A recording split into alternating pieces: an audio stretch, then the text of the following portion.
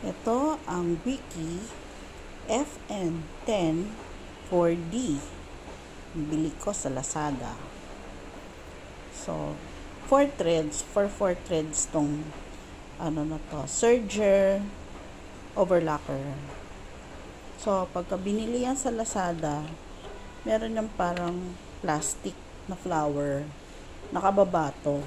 So, ito nakababa.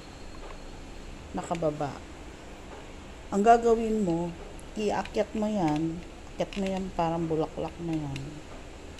Plastic na bulaklak. Para itong cone, maipasok mong ganun, sakto siya. Sasakto na siya. Hindi na siya gagalaw-galaw. Bago manahi, dapat tong antena na itaas.